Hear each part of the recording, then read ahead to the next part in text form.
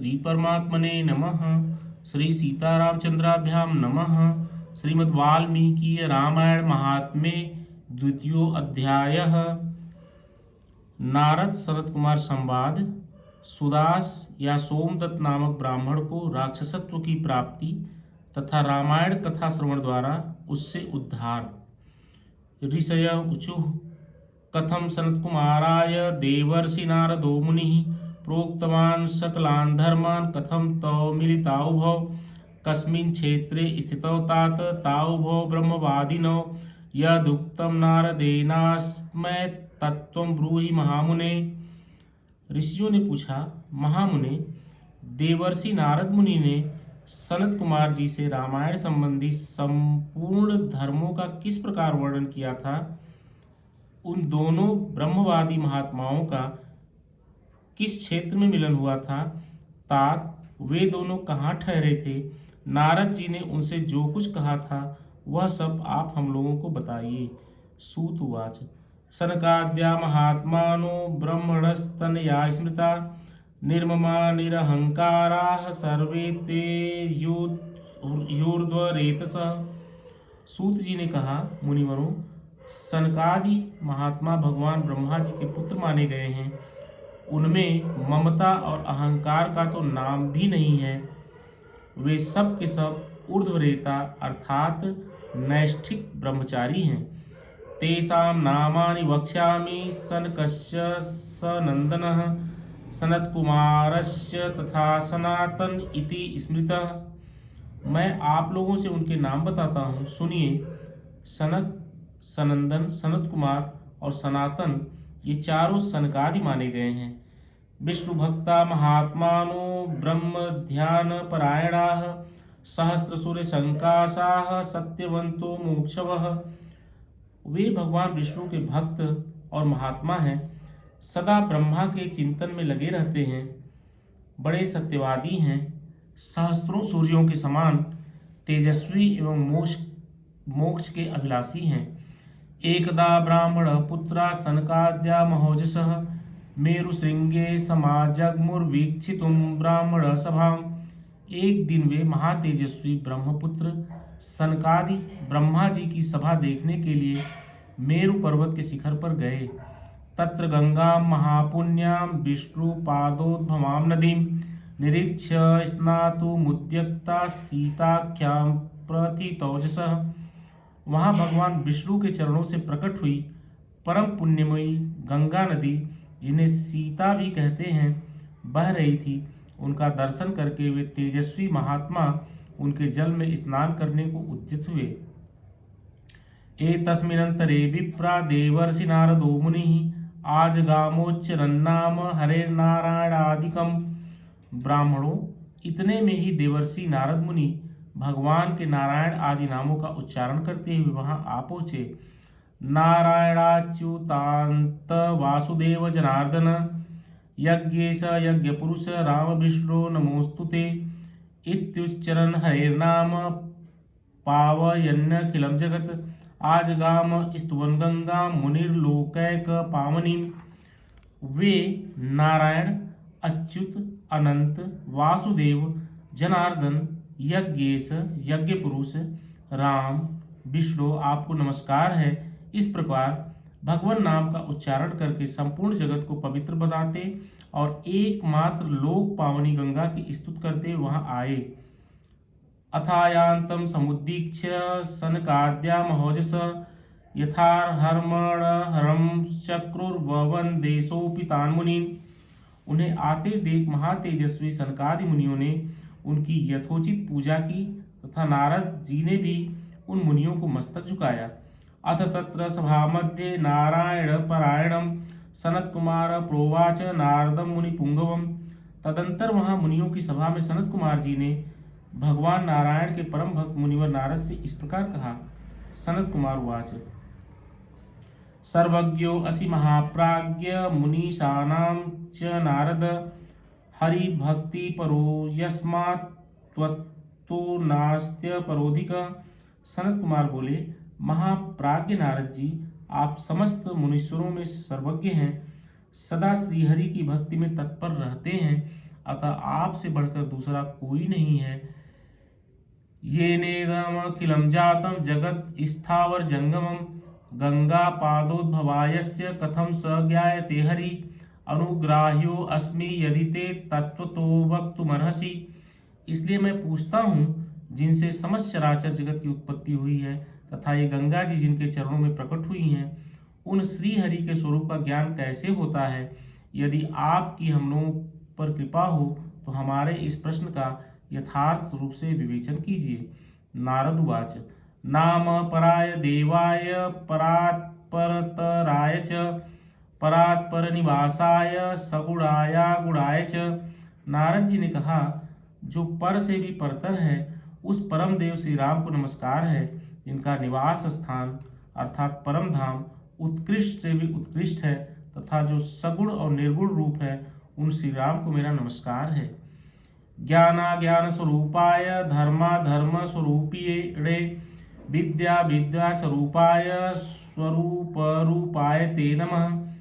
ज्ञान अज्ञान धर्म अधर्म तथा विद्या और अविद्या ये सब जिनके अपने ही स्वरूप हैं तथा जो सबके आत्मरूप हैं उन आप परमेश्वर को नमस्कार है। यो दैत्यहंता नरकांतकश्च भुजाग्रमात्रेण स धर्मगोप्ता भूभार संघात विनोद कामम नमामि देवम रघुवंश दीपम। जो दैत्यों का विनाश और नरक का अंत करने वाले हैं, जो अपने हाथ के संकेत मात्र से अथवा अपनी भुजाओं के बल से धर्म की रक्षा करते हैं, पृथ्वी के भार का विनाश जिनका मनोरंजन मात्र है और जो उस मनोरंजन की सदा अभिलाषा रखते हैं, उन रघुकुल दीप श्री राम देव को मैं नमस्कार करता हूँ। आविर्भूतश्चतुर्धाय कपिभिः परिवारितः हतवान राक्षसानीकं रामं दाशरथिं भजे। जो एक होकर भी चार स्वरूपों में अवतीर्ण होते हैं, जिन्होंने वानरों को साथ लेकर राक्षस सेना का संहार किया है, उन दशरथ नंदन श्री राम जी का मैं भजन करता हूँ। एवमादीन्यनेकानि चरितानि महात्मनः तेषां नामानि संख्यातु शक्यन्ते नाब्द कोटिभिः। भगवान श्री राम के ऐसे ऐसे अनेक चरित्र हैं जिनके नाम करोड़ों वर्षों में भी नहीं गिनाए जा सकते हैं। महिमानं तु यन्नाम्नः पारं गन्तुं न शक्यते मुनिभिश्च मुनीन्द्रैश्च कथं तं क्षुल्लको भजेत्। जिनके नाम की महिमा का मनु और मुनीश्वर भी पार नहीं पा सकते, वहाँ मेरे जैसे क्षुद्र जीव की पहुँच कैसे हो सकती है। यन्नाम्ना स्मरणेनापि महापातकीनोपपीये पावनत्वं प्रपद्यन्ते कथम स्तोष्यामि क्षुल्लधि। जिनके नाम के स्मरण मात्र से बड़े बड़े पातकी भी पावन बन जाते हैं, उन परमात्मा का स्तवन मेरे जैसा तुच्छ बुद्धि वाला प्राणी कैसे कर सकता है। रामायण पराये तो घोरे कलयुगे द्विजा त एव कृतकृत्याश्च तेषां नित्यं नमोस्ते। जो द्विज घोर कलयुग में रामायण कथा का आश्रय लेते हैं, वे ही कृतकृत्य हैं, उनके लिए तुम्हें सदा नमस्कार करना चाहिए। ऊर्जे मासी सिते पक्षे चैत्रे माघे तथैव च न वा न किल श्रोतव्यम रामायण कथामृतम। सनत कुमार जी, भगवान की महिमा को जानने के लिए कार्तिक माघ और चैत्र के शुक्ल पक्ष में रामायण की अमृतमय कथा का नवाह श्रवण करना चाहिए। गौतम शापतः प्राप्त सुदासो राक्षसीं तनु रामायण प्रभावेण विमुक्तिं प्राप्त वानसो।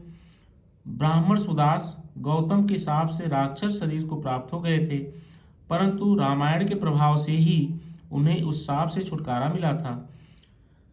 सनत कुमार उवाच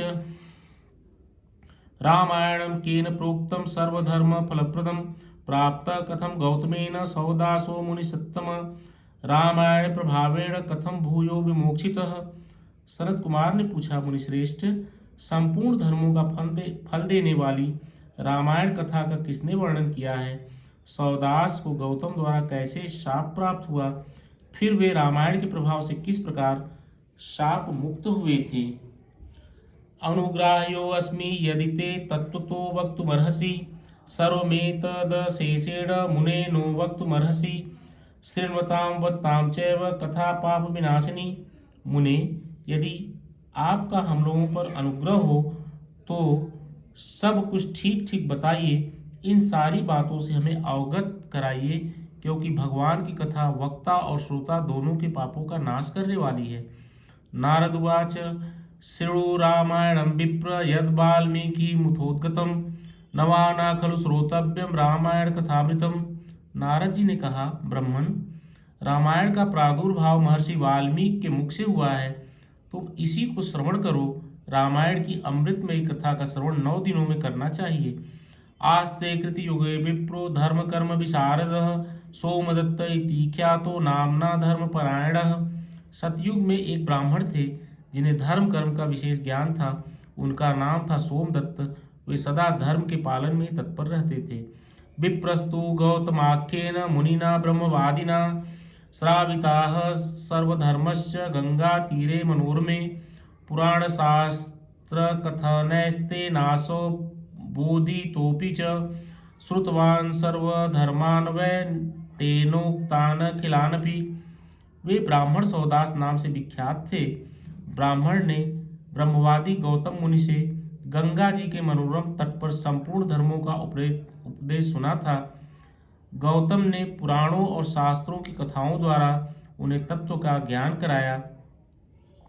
सौदास ने गौतम के से उनके बताए हुए संपूर्ण धर्मों का श्रवण किया था। कदाचित परमेशस्य परिचर्या परोभवत उपस्थितायापि तस्मै प्रमाणम न चकारस। एक दिन की बात है, सौदास परमेश्वर शिव की आराधना में लगे हुए थे। उसी समय वहां उनके गुरु गौतम जी आ पहुंचे, परंतु सौदास ने अपने निकट आए हुए गुरु को भी उठकर प्रणाम नहीं किया। स तो शांतोर्महाबुद्धिर गौतमस्तेज समनिधि शास्त्रोदितानि कर्माणि करोति स मुदं ययौ। परंतु परम बुद्धिमान गौतम तेज की निधि थे। वे शिष्य के बर्ताव से कष्ट रुष्ट होकर शांत ही बने रहे। उन्हें यह जानकर प्रसन्नता हुई कि मेरा शिष्य सौदास शास्त्रोक्त कर्मों का अनुष्ठान कर रहा है। यस्त्वर्चितो महादेव शिव सर्व जगद्गुरु गुरुर्वज्ञा कृतं पापं राक्षसत्वेन युक्तवान् उवाच प्राञ्जलिर्भूत्वा विनयेषु च कोविदः। किंतु सौदास ने जिनकी आराधना की थी वे संपूर्ण जगत के गुरु महादेव शिव गुरु की अवहेलना से होने वाले पाप को न सह सके। उन्होंने सौदास को राक्षस की योनि में जाने का शाप दे दिया। तब विनय कला कोविद ब्राह्मण ने हाथ जोड़कर गौतम से कहा, विप्रुवाच भगवन् सर्वधर्मज्ञ सर्वदर्शिन सुरेश्वर क्षमस्व भगवन् सर्वमध क्षमस्व भगवन् सर्वमपराध कृतो मया। ब्राह्मण बोले, संपूर्ण धर्मों के ज्ञाता सर्वदर्शी सुरेश्वर भगवान, मैंने जो अपराध किया है वह सब आप क्षमा कीजिए। गौतम उवाच ऊर्जे मासे सिते पक्षे रामायण कथामृतम नवाना चैव श्रोतव्यम भक्तिभावेन सादरम नात्यंतिकम भवेतेतत् द्वादशाब्दम भविष्यति। गौतम मुनि ने कहा, वत्स, कार्तिक मास के शुक्ल पक्ष में तुम रामायण की अमृतमयी कथा को भक्ति भाव से आदर पूर्वक श्रवण करो। इस कथा को 9 दिनों में सुनना चाहिए। ऐसा करने से यह शाप अधिक दिनों तक नहीं रहेगा, केवल 12 वर्षों तक ही रह सकेगा। विप्रवाच केन रामायणं प्रोक्तं चरितानि तो कस्य वै एतत् सर्वं महाप्राज्ञ संक्षेपात् वक्तुमर्हसि मनसा प्रीतिमापन्नो ववन्दे चरणौ गुरो। ब्राह्मण ने पूछा, रामायण की कथा किसने कही तथा उसमें किसके चरित्रों का वर्णन किया गया है? महामते, यह सब संक्षेप में बताने की कृपा करें। यूं कहकर मन ही मन प्रसन्न हो सौदास ने गुरु के चरणों में प्रणाम किया। गौतम उवाच शृणु रामायणं विप्र वाल्मीकि मुनिना कृतं येन रामावतारेण राक्षसा रावणादयः हतास्तु देवकार्यमि चरितं तस्य तच्छृणु कार्तिके च सिते पक्षे कथा रामायणस्य तु नवमे हनि श्रोतव्या सर्वपाप प्रणाशिनी। गौतम ने कहा, ब्राह्मण सुनो, रामायण काव्य का निर्माण वाल्मीकि मुनि ने किया है। जिन भगवान श्री राम ने अवतार ग्रहण करके रावण आदि राक्षसों का संहार किया और देवताओं का कार्य संवारा था, उन्हीं के चरित्र का रामायण काव्य में वर्णन है। तुम उसी का श्रवण करो। कार्तिक मास के शुक्ल पक्ष में 9वें दिन अर्थात प्रतिपदा से नवमी तक रामायण की कथा सुननी चाहिए। वह समस्त पापों का नाश करने वाली है। इत्युक्त्वा चार्थ संपन्नो गौतम स्वाश्रममययौ विप्रो अपि दुखमापन्नो राक्षसीं तनुमाश्रितः। ऐसा कहकर पूर्ण काम गौतम ऋषि अपने आश्रम को चले गए। इधर सोमदत्त या सुदास नामक ब्राह्मण ने दुख मग्न होकर राक्षस शरीर का आश्रय लिया। क्षुत पीड़ित पिपासार्तो नित्यम क्रोधपरायण कृष्ण पक्षाद्युतिर्भीमो बभ्राम विजने वने। वे सदा भूख प्यास से पीड़ित तथा क्रोध के वशीभूत रहते थे। उनके शरीर का रंग कृष्ण पक्ष की रात के समान काला था। वे भयानक राक्षस होकर निर्जन वन में भ्रमण करने लगे। मृगांश्च विविधांस्तत्र मनुष्यांश्च सरीसृपान् विहगान् प्लवगांश्चैव प्रसभाक्तान् भक्षयन्।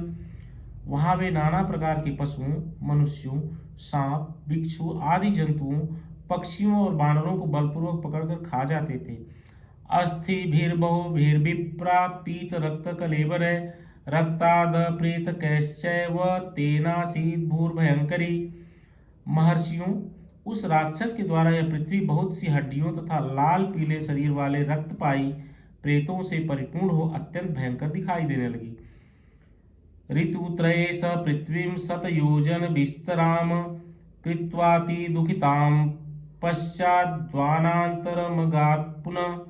6 महीने में 100 योजन विस्तृत भूभाग को अत्यंत दुखित करके वह राक्षस पुनः दूसरे किसी वन में चला गया। तत्रापि कृतवान् नित्यं नरमांसासनं तदा जगाम नर्मदातीरे सर्वलोक भयंकरः। वहां भी वह प्रतिदिन नरमांस का भोजन करता रहा। संपूर्ण लोगों के मन में भय उत्पन्न करने वाला वह राक्षस घूमता घामता नर्मदा जी के तट पर जा पहुंचा।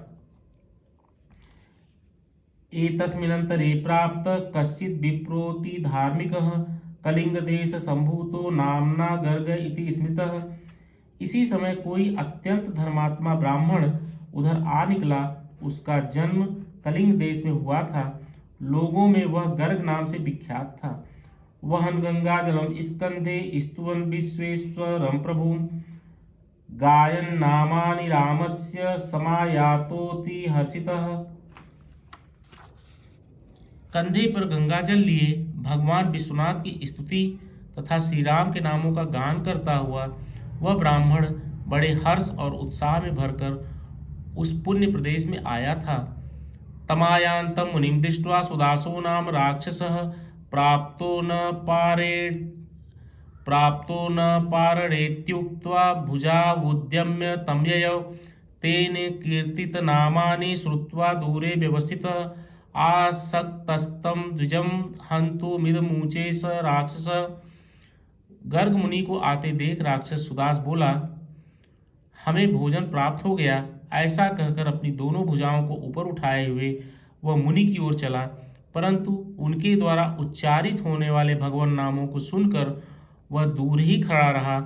उन महर्षि को मारने में असमर्थ होकर राक्षस उनसे इस प्रकार बोला।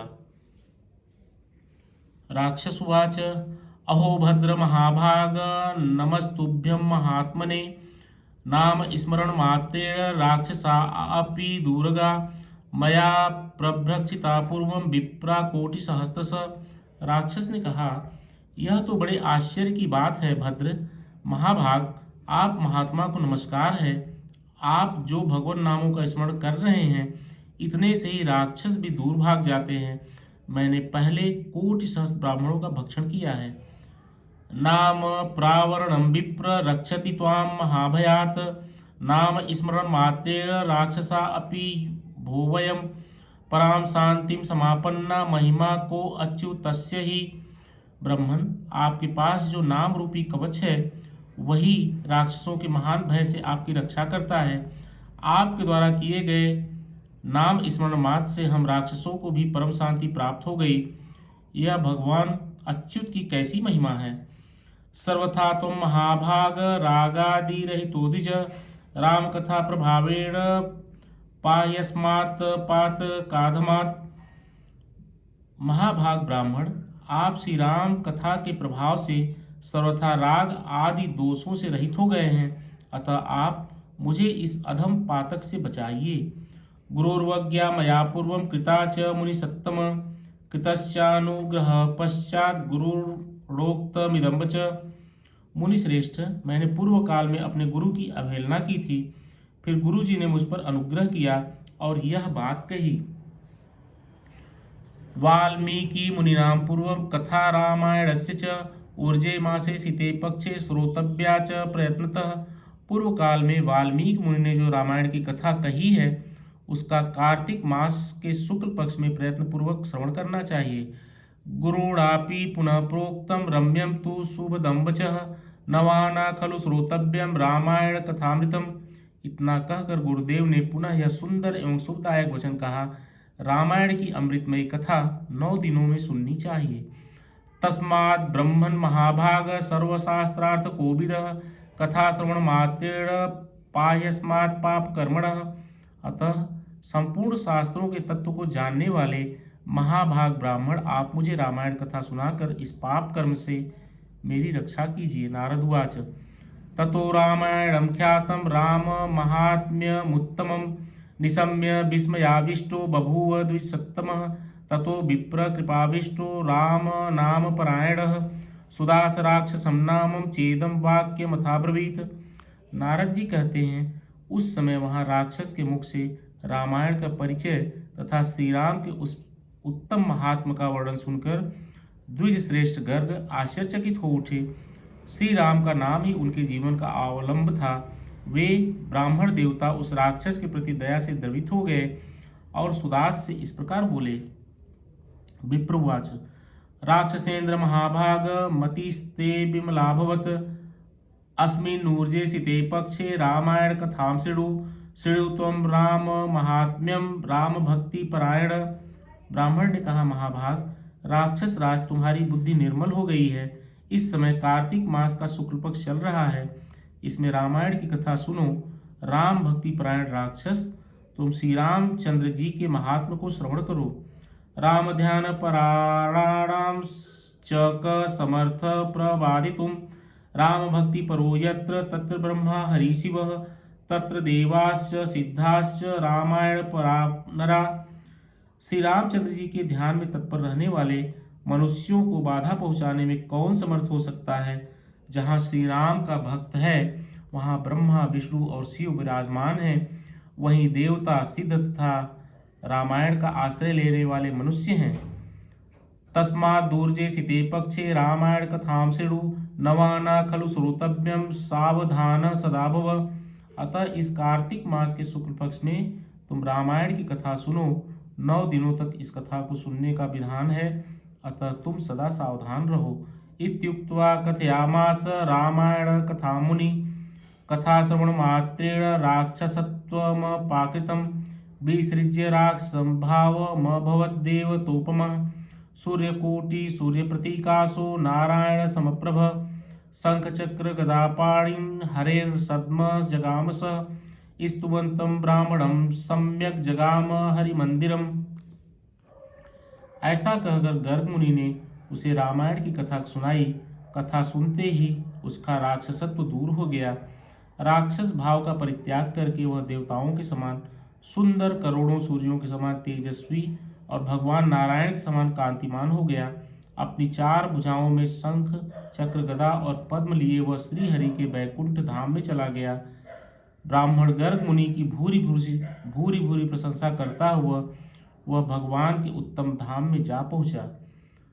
नारद उवाच तस्मात् शीर्षोर्ध्वं विप्रेन्द्र रामायण कथामृतं स तस्य महिमा तत्र ऊर्जे मासी च कीर्त्यते। नारद जी कहते हैं, विप्रवरों, अतः आप लोग भी रामायण की अमृतमयी कथा सुनिए। इसके श्रवण की सदा ही महिमा है, किंतु कार्तिक मास में विशेष बताई गई है। यन्नाम स्मरणादेव महापातक कोटिभिः विमुक्त सर्वपापे पापेभ्यो नरो याति परांगतिम। रामायण के नाम का स्मरण करने से मनुष्य करोड़ों महापातकों तथा समस्त पापों से मुक्त हो परम गति को प्राप्त हो जाता है। रामायणेति यन्नाम यकृदप्युच्यते यदा तथैव पाप निर्मुक्तो विष्णु लोकम स गच्छति।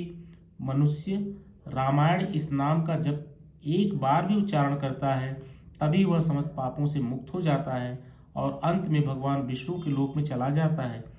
ये पठन्ति सदाख्यानं भक्त्या शृण्वन्ति ये नरा गंगा स्नाच्छ गुणं तेषां संजायते फलम।